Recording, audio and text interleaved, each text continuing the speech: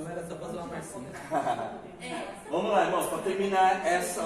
Olha, eu tenho meia hora, tem a outra aula ainda. Isso aqui é da terceira aula ainda. Como vencer a tentação? Aqui tem os passos, ó. Saber utilizar a palavra de Deus, ó, o texto que eu citei de Efésios, tá? Não adianta nada, você pode saber a Bíblia de Gênesis, Apocalipse, se você não souber usar ela. Lembra quando eu falei, até que eu parei de fazer isso, né? Eu apresentava alguns textos, lembra nas primeiras aulas? Eu falava, olha, o que vocês entendem desse texto? Como era usado errado os textos? Como a gente tem essa dificuldade de fazer a aplicação do texto errado, tá? Então, se eu não souber utilizar a palavra de Deus, ela não vai ter efeito. Tá? A prática da oração, né? Por isso que Paulo vai dizer, orai sem cessar. Não é que Paulo está dizendo que nós temos que ficar em oração 24 horas por dia, porque não dá. Mas é constante, eu não posso ficar um dia sem orar. Nem que for uma oração, aquela oração... 99. Tá bom? Rapidinha, mas precisa orar, irmãos. Vigiar, porque Jesus falou, vigiai e orai, tá? Então tem que vigiar. Desenvolver uma vida, uma disciplina pessoal. A gente precisa ter, irmãos. Eu sei que é corrido, eu sei que é uma loucura a nossa vida, mas se nós não criarmos uma disciplina para quê? Para vigiar, para orar, para ler a palavra, nós nunca vamos achar tempo. Esse negócio de, depois eu faço, depois eu leio. Não, você tem que parar. Cada um vai achar o seu horário. Uns vão ser de manhã, outros vão ser à noite, outros vão ser de madrugada, mas tem que, meditar na palavra. Não pode passar, irmãos, isso, porque isso aí vai vira um comodismo, tá? Resistindo ao diabo, tem que resistir também, né? Tem que lutar, tá? Buscando a santificação, ocupando a mente com as coisas espirituais, tá? Esse texto é muito interessante, tá? Você depois ler em casa, Colossenses capítulo 3, do 1 ao 3, que Paulo vai dizer assim, ó, buscai as coisas que são do alto, ou seja, ocupa a sua mente com as coisas espirituais, tá bom? Que tudo isso são armas que vão fazer a gente vencer a tentação. Tudo bem? Vamos para a quarta aula agora. Não, aqui, fica tranquilo. Só o versículo último que eu não peguei. Colossenses, capítulo 3, do 1 ao 3. Colossenses 3, 1 ao 3. 3, do 1 ao 3.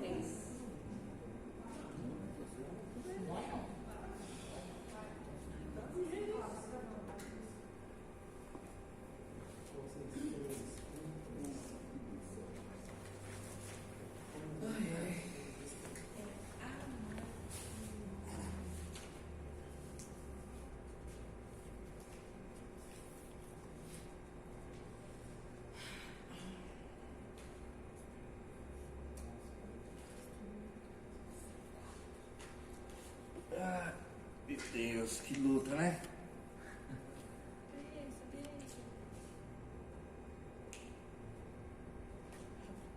Vamos lá. Como eu sei que eu não vou conseguir terminar essa lição, vai ter prova sim. Eu pego os 15 minutos da aula, termino e a gente faz a prova. Página 27.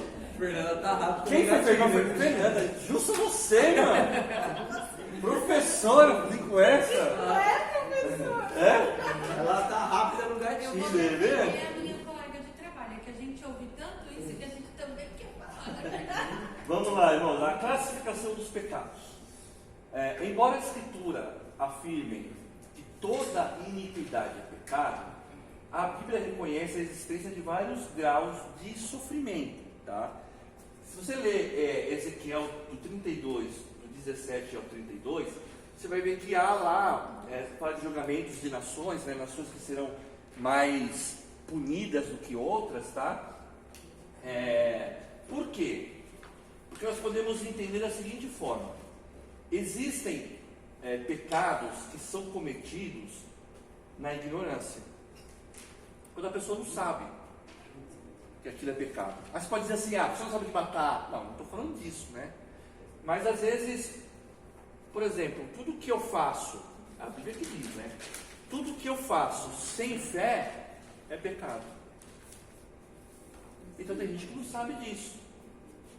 Por exemplo, você tratar a palavra de Deus com irreverência é pecado, mas tem gente que não sabe disso. Então, pecados que são cometidos na ignorância, logicamente Deus, que é um Deus justo, Ele vai saber melhor do que ninguém avaliar, melhor do que ninguém dizer se aquela pessoa está cometendo aquele erro, porque não foi ensinado para ela, tá?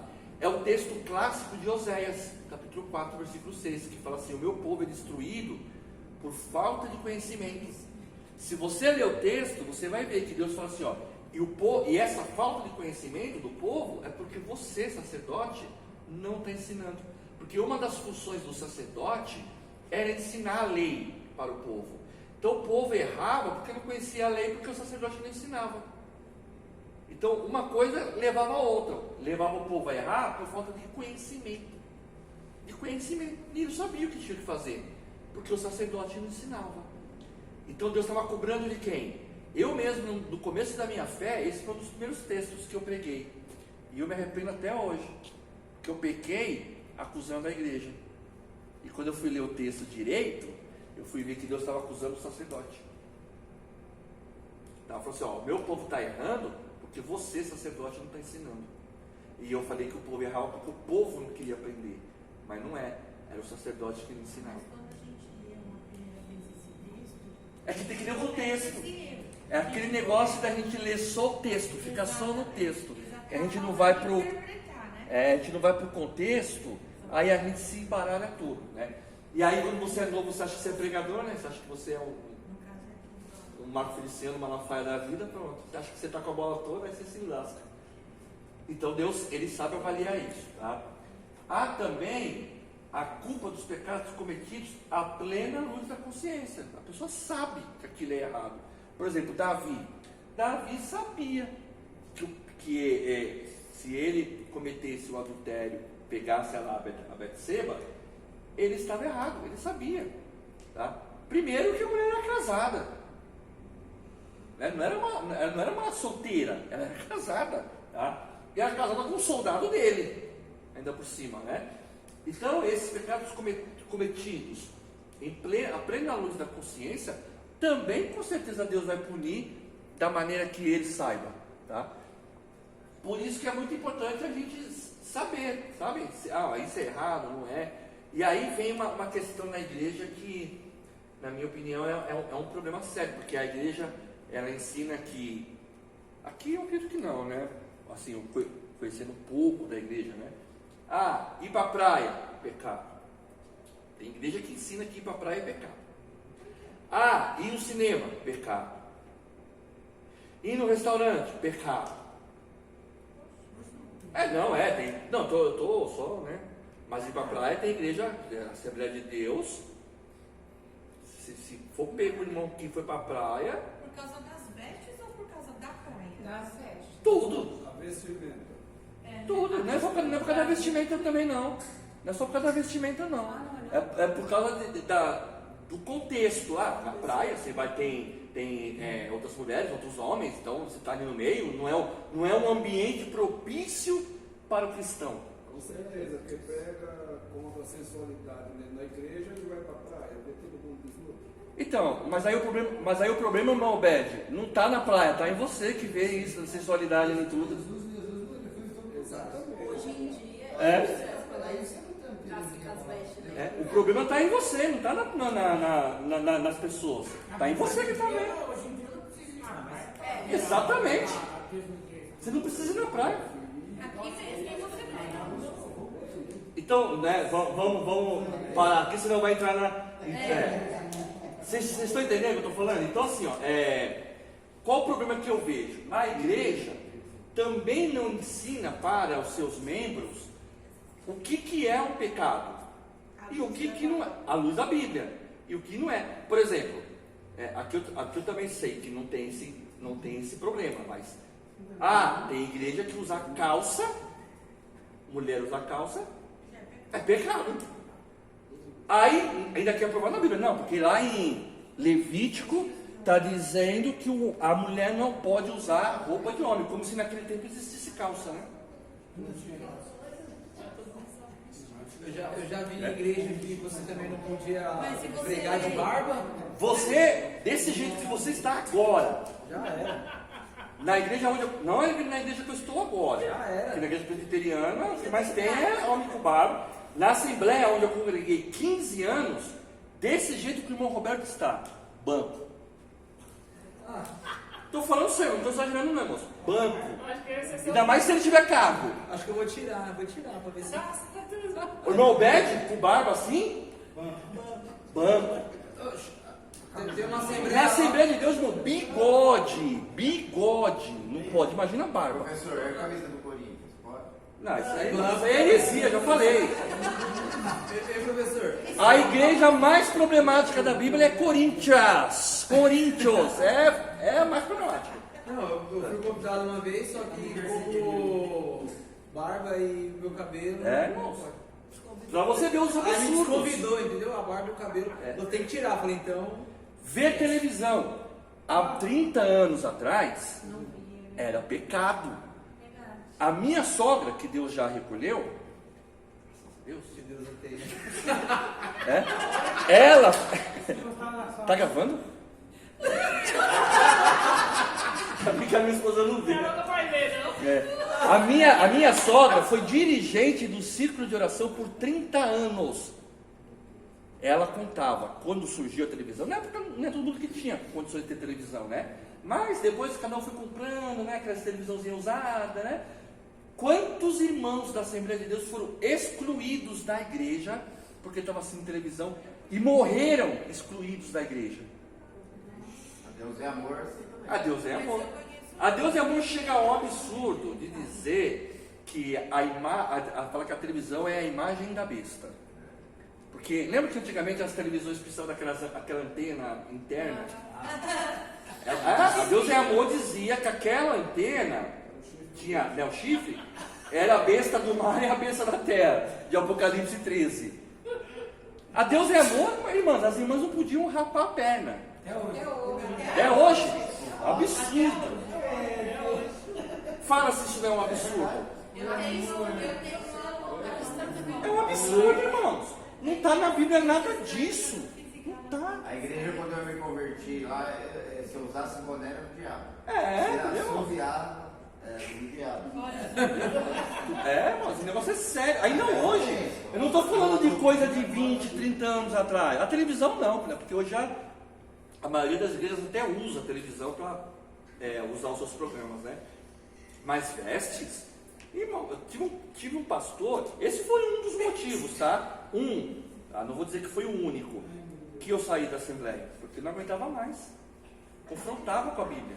Aí eu falei assim, não, eu tive um pastor, ele era cearense, eu aprendi muito com ele, isso eu não posso negar, mas ele chegava, quando ele estava inspirado, eu só não sei por quem, ele falava assim, ó, quando ele ficava sabendo de alguma coisa, tipo assim, irmão postou uma foto de uma roupa diferente, ele chegava no púlpito, no culto de doutrina, a igreja lotada, 250 membros da igreja que eu congregava, falava assim, ó, e você, irmã, que está postando foto com roupa indecente, Deus te abomina.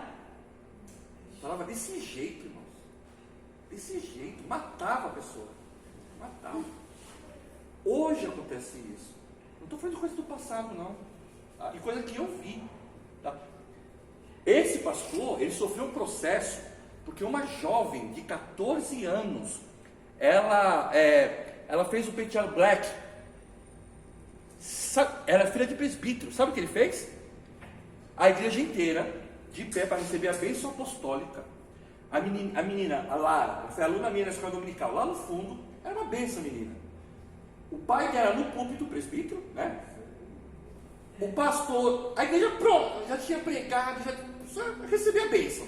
Ele olha assim, irmão Alexandre, é a tua filha ali?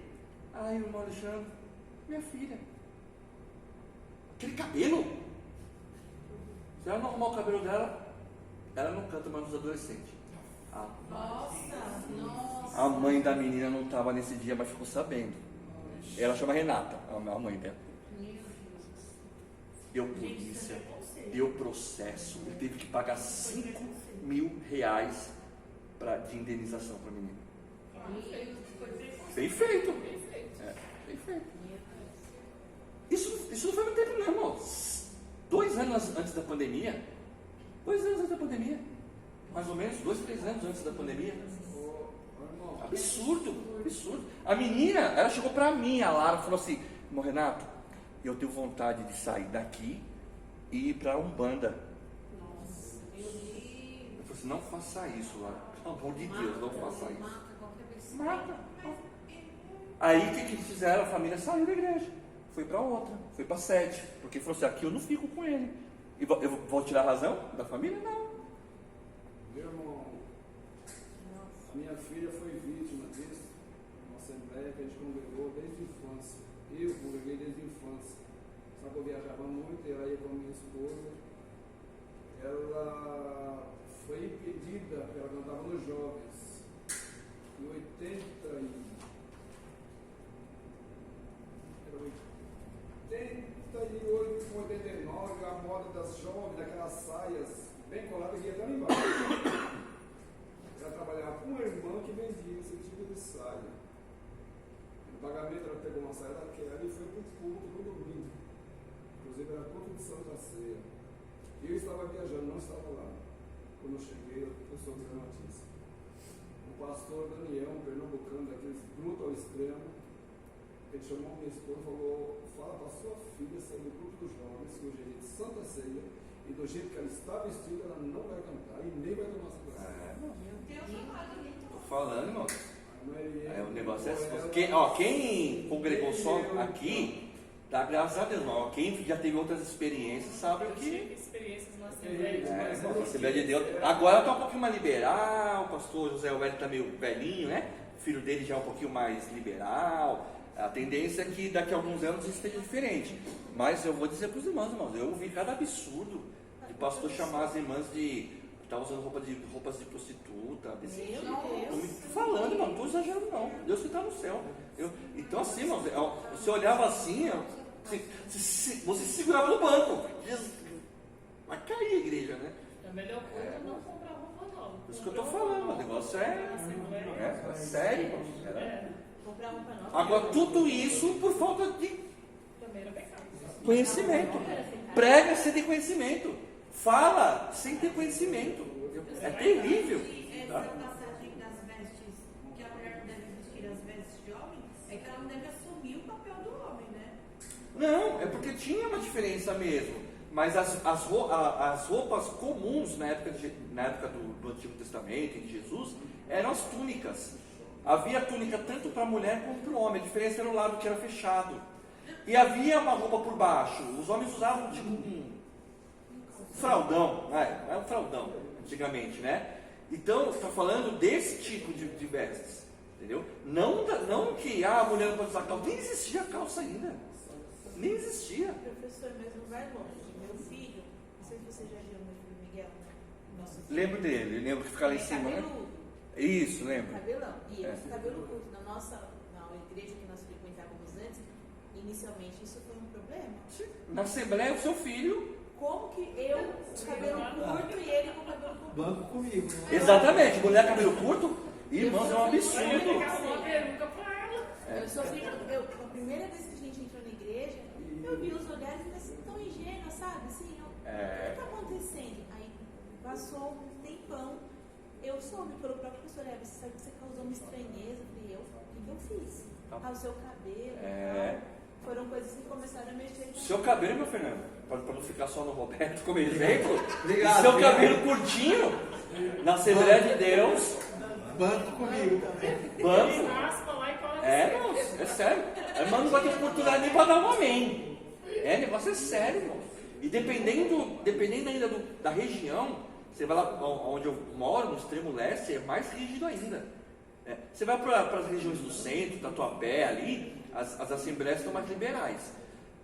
As irmãs já usam batom. Isso também não pode na assembleia, viu? Irmã pintar maquiagem, esquece.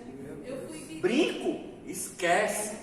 Colar, esquece. É nada, é nada. Pastor, eu era da tabernáculo. Eu fui For com a camisa de time, qualquer time, camisa de time em culto, meu Deus do céu. Vai ouvir, vai ouvir. É assim, irmãos, é assim mesmo. É impressionante. Qualquer time, se vê com camisa de time, jogar bola na Assembleia de Deus, vixe. Aí os jovens, sabe o que os jovens fazem? Aí os jovens falam assim, eu não posso. Aí faz escondido, faz. Entendeu? Pastor, professor Renato, eu era da tabernáculo, né? No comecinho de conversão aqui embaixo, até a irmã falou também que era. Minha irmã ela nem era de Jesus, né? Minha irmã, naquela época, só Jesus na vida dela. E eu convidei, eu falei, Márcia, vai ter um culto das mulheres e eu queria que você fosse. E a veste da minha irmã não era uma veste assim, você falava, nossa, ela foi com uma frente única, ela foi com. E aí ela sentou no banco, pastor, as irmãs saíram todas. Saíram, diante de Deus. Isso daí tá marcado ficou marcado no coração dela, ó. É a que vem aqui, tá, Laurinha? Aí eu peguei ela assim pela mão, eu mesma. Eu tava participando do negócio, eu falei, mas eu vou embora daqui. Eu, sendo membro da igreja, me constrangi. Imagina a minha irmã que estava sentada do meu lado. Eu falei assim, a palavra do Senhor, ainda falei para a irmã que estava, você está indo embora? Eu falei assim, estou. Porque na Bíblia diz que a gente tem que vir para Jesus como está. Não disse que ela tinha que passar na loja evangélica, vir com uma roupa evangélica e vir para a igreja. Deus tem que convencer ela, primeiro a tirar essa roupa. E tem outra, né? Você vê a falta de discernimento, né, da igreja, né? Aí eu saí, Porque se entrar uma pessoa que não é da igreja, não é membro da igreja, é natural que ela venha diferente. Não é obrigado a exigir de uma pessoa que não é membro da igreja que ela venha de acordo com os costumes da igreja. A igreja tem que ter esse discernimento de entender, olha, não é crente, ela não é crente, então vamos acolher ela, mas não. Aí vai e faz isso. A gente costuma dizer que a igreja é para as pessoas que necessitam. Exatamente. Se para for ser esses. santo, É para esses. Olha lá, vamos lá, irmãos. O tamanho do pecado e a extensão do juízo, eles estão diretamente proporcionais ao nosso grau de conhecimento, tá? Ao nosso grau de entendimento. De acordo com os rabinos, as escrituras descrevem cerca de 374 atos ou atitudes em que uma pessoa pode vir a transgredir a lei. 374 atos. Tá? Não, isso aqui não vai cair não. Por exemplo, desesperar da própria salvação, confiar com presunção na misericórdia de Deus, seja baratear a graça, né? Atacar as verdades aceitas pela igreja, invejar o bem espiritual dos outros, permanecer obstinado em estado mortal, impenitência final. Isso aqui são só alguns exemplos, tá? De que os rabinos entendem como atos ou atitudes que podem ser considerados como pecados. O Lutero, ele dizia o seguinte: o pecado, ele é como uma barba, reproduz-se e é preciso cortá-lo continuamente. Então ele diz que o pecado é como se fosse uma barba. Ele não está dizendo que a barba é pecado, mas está dizendo que o pecado é como uma barba, você precisa estar parando. Tá? Senão não vai dar tempo, né? Mas vamos falar dos enganos do pecado usando a serpente. Não, usando a vida de Davi, tá? Enquanto calei os meus pecados, envelheceram os meus ossos pelos meus constantes gemidos todo dia. Salmo 32, versículo 3, escrito por Davi, tá? Então vamos lá. O pecado promete o que não pode dar. Ele dá garantias que não pode cumprir. O pecado faz propaganda enganosa, promete prazer e paga com desgosto, faz propaganda de liberdade, mas escraviza, levanta a bandeira da vida, mas o seu salário é a morte. Tem um aroma sedutor, mas ao fim cheira a enxofre. O pecado é como o leito de um rio. Na sua cabeceira as águas são poucas, e e até uma criança pode brincar nelas, mas depois, com os muitos afluentes, torna-se um mar e nenhum nadador, por mais experiência que tenha, ousaria atravessá-lo a nado. O rei Davi, mais do que ninguém, sentiu na pele e na alma essa tragédia do pecado. Vamos destacar 3 fatos dolorosos acerca do pecado, especialmente acerca do que aconteceu com Davi. Primeiro, baseado no pecado dele com Betseba, tá? O pecado vai levá-lo mais longe do que você quer ir. Davi pensou que era só uma aventura, tá? O pecado esse pecado de Davi levou ele além do que ele queria ir, trouxe consequências além do que ele imaginava. Ele pensou assim: eu sou um rei, né? Davi tinha várias mulheres, várias esposas, né? E se não bastasse as suas esposas, ele ainda pegou a esposa de outro, tá? Quando ele viu Betseba se banhando, e a cobiçou, adulterando com ela, e em seguida, não podia imaginar o fim daquele túnel. Talvez ele pensasse que seria apenas uma aventura, numa tarde, mas o pecado não é algo passageiro e nem superficial. Seus efeitos são profundos e mais duradouros do que nós podemos imaginar. Davi, além de adulterar com Betseba, deu outros passos rumo ao abismo. Ele mentiu acerca de seu pecado, mandou matar o marido da Betseba, o Urias, perdeu a autoridade espiritual sobre a família, viu sua casa desmoronar diante dos seus olhos, colheu os amargos frutos daquilo que ele semeou. Tá? Tudo porque ele achou que talvez fosse só uma aventura. Muitas pessoas passam a vida inteira chorando por uma decisão errada, tomada apenas num instante, na emoção, pagam um alto preço por uma desobediência, choram amargamente por tomar uma direção errada na vida. Nós vemos pessoas sofrendo desesperadamente por não prestarem atenção aos avisos de Deus. Ele coloca placas de sinalização em nosso caminho. Viajar sem observar as placas é fazer uma viagem para a morte. Uma palavra precipitada pode ser uma fagulha a incendiar uma floresta. O exemplo que eu dei do pastor lá. Um deslize moral pode lhe custar seu casamento. Uma aventura amorosa pode arruinar sua família. Um negócio desonesto pode destruir sua reputação. Uma má companhia pode tornar você um escravo do vício. São todas consequências que a gente acha que não vai acontecer com a gente. Ou seja, cuidado com o pecado, pois ele pode levá-lo mais longe do que nós desejamos ir. Tá? Segundo, vou correr aqui. O pecado vai retê-lo mais tempo do que você quer ficar. Davi não calculou o alto custo daquela tarde que foi dominado pela volúpia e pela paixão. O adultério com Betseba teve desdobramentos dolorosos para Davi, para sua família e para toda a nação. O pecado de Davi não atingiu apenas ele e a sua geração, mas também todas as gerações posteriores. Durante todos os séculos, esse pecado tem sido relembrado e a memória de Davi manchada. Se eu perguntar para vocês, fala para mim a primeira coisa que vocês lembram do apóstolo Pedro. Negou três vezes. Isso que ficou marcado na vida de Pedro. Lembra da faca. Essa mancha. Lembra o que ele fez. Ninguém lembra que em Atos dos Apóstolos, na primeira pregação, 5.000 almas se converteram a Jesus. Mas é mais fácil a gente lembrar do que ele fez, negou Jesus 3 vezes. A mesma coisa Davi. Davi pecou com Betseba. Ninguém lembra, lembra, mas depois, ele derrotou o gigante. Então cuidado, porque o pecado, geralmente, ele mancha a nossa história. Eu sempre falo, né, irmãos? Eu falo com tristeza, né, irmãos? Os irmãos sabem, né? Eu não sei se eu já comentei com os irmãos. Eu congrego na igreja presbiteriana, mas a minha esposa é da Assembleia. Ela não se adaptou à igreja presbiteriana. Ela é da Assembleia. Dessa Assembleia que eu contei todos esses casos aí. Eu vou lá. Minha esposa ela é dirigente da consagração. Hoje mesmo, de manhã, teve a oração, ela estava lá.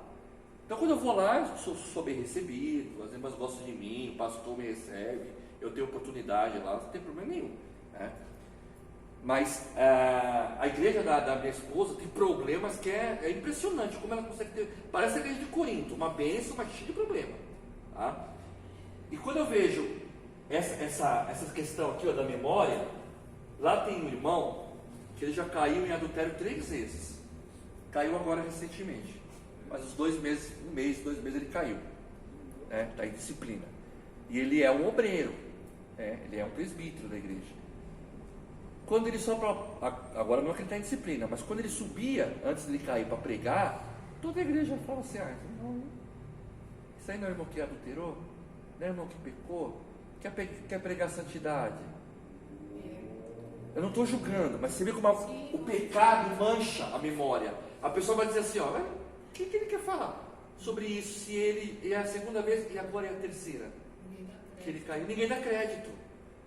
Por mais que ele tenha se arrependido, esteja na posição, nós precisamos sempre lembrar, quando pregar alguma coisa que você olha e fala assim, está pregando santidade, mas não viveu. Está pregando para ser fiel, mas não foi, por causa da memória. Então cuidado, irmãos, porque isso aqui na vida de um crente, não tem coisa mais desagradável e triste para um crente, é ele estar na posição com Deus, mas a igreja recusar ele, rejeitar ele. É triste isso daí. Para um crente é triste. Então, o fiel pastor de ovelhas, o inspirado compositor, músico de qualidade, Davi, líder influenciador, o rei conquistador, teve a sua biografia manchada por esse grave pecado e seus tenebrosos desdobramentos. Cuidado com o pecado, pois ele pode retê-lo mais tempo do que você quer ficar. E terceiro, o pecado vai lhe custar muito mais caro do que você quer pagar. O pecado de Davi lhe custou muito caro. Ele perdeu a intimidade com Deus. Durante um longo período ele viveu atrás de máscaras, escondendo o seu pecado e atraindo sobre si o juízo de Deus, o fato de ele ter perdido o filho. A mão de Deus pesava sobre ele dia e noite e seu vigor tornou-se sequidão de estio. É o que está lá no Salmo 32:4. Davi perdeu a sua reputação, os ímpios blasfemaram o nome de Deus por causa da sua loucura.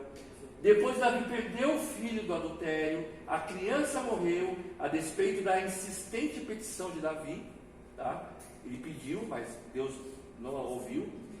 Teve ainda outras perdas, sua filha Tamar, tá? Foi desonrada pelo próprio irmão. Olha as consequências. O Amon violentou a própria irmã, Tamar. O Absalão